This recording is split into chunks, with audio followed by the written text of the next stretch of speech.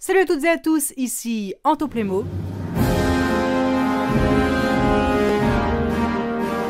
Aujourd'hui, les nouvelles images de la gamme Ayuma viennent d'être révélées, donc j'en profite pour vous tourner une petite vidéo. On débute avec la boîte maîtresse de la gamme qui porte la référence 71030, et je vous dis d'emblée que c'est un des sets qui m'a le plus agréablement surpris de ces dernières années. Je suis très content de voir le retour des thèmes asiatiques, avec dans ce set un cadre féerique avec des cascades qui coulent des rochers, un bâtiment certes minimaliste mais tout de même réussi, surtout qu'il y a normalement une place prévue à l'arrière comme on le voit ici. On a naturellement la traditionnelle arche japonaise dans sa deuxième apparition avec cette fois-ci une couleur bleu nuit.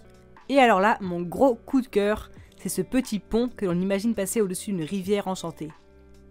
Et un gros point positif de cette gamme, c'est l'abondance de la nature, comme avec ces cascades, ces arbres magnifiques qui poussent sur les toits ou encore ces feuillages tombants. Et c'est d'ailleurs pour ça que je trouve que la gamme Ayuma a beaucoup de potentiel et qu'elle peut se combiner parfaitement avec la gamme Novelmore. Et pour finir avec cette boîte, vous avez sûrement remarqué qu'elle réutilise une partie de la base de la forteresse Dragon Rouge, comme quoi avec Playmobil, tout se transforme. On continue avec la boîte 71031, la charrette du sorcier. Et c'est une agréable surprise puisqu'il reprend la forme de la charrette de la sorcière de la gamme Everdreamers, qui n'est malheureusement jamais sortie, donc heureusement qu'il ressort cette boîte.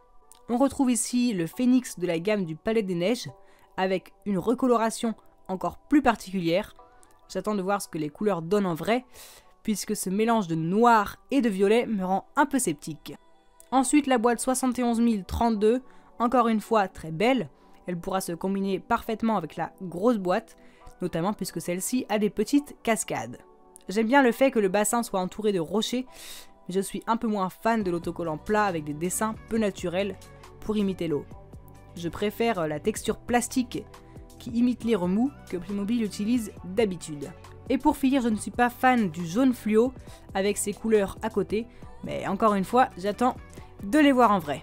On termine avec la boîte 71033, très simple mais assez originale, et j'aime bien le fait qu'il continue cette logique d'un animal propre à chaque personnage, car j'aime voir comment Playmobil arrive à faire retranscrire des détails qui sont communs entre un personnage et son animal qui sera donc unique.